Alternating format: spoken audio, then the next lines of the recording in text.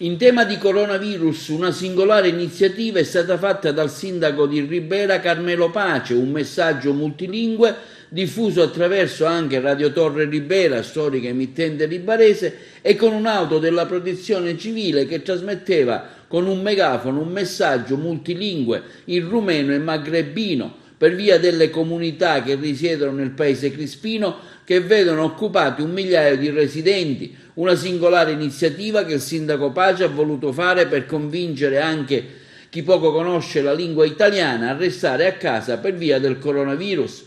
Tra le altre misure emanate dal sindaco attraverso un'ordinanza c'è quella di limitare l'apertura dei tabacchini fino alle ore 13, ma anche dell'uso dei distributori automatici che solitamente si trovano all'ingresso degli esercizi, per poter così limitare ancora di più la possibilità di uscire ai cittadini riberesi e convincerli a restare a casa. Cittadini, è il sindaco che vi parla. Vi ricordo che uscire da casa è severamente vietato dalla legge ed è pericoloso per la vostra salute.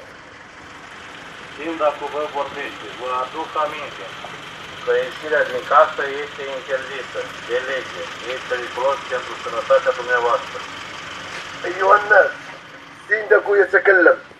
أخبركم أن الخروج من المنزل في هذه الظروف يمنع منعا كليا لأنه خطر على صحتكم. Si può lasciare l'abitazione soltanto se è realmente indispensabile ed è consentito soltanto una volta al giorno e da soli. Puteți ieși din casă doar dacă aveți nevoie. Ieșiți doar o dată pe zi și doar o singură persoană. يجب عليكم أن تخرجوا من المنزل إلا للضرورة مرة واحدة فردا لا جماعة. Evitate qualsiasi contatto con altre persone. Distanziatevi almeno 1 metro. Este interzis orice contact cu alte persoane.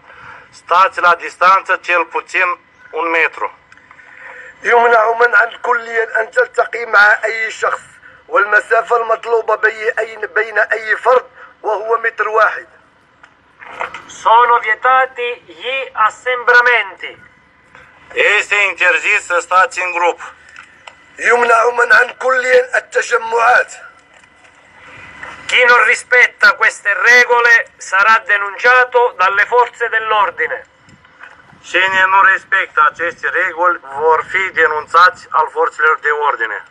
ومن لا يستجيب لهذا القرار سوف يعرض نفسه إلى القضاء.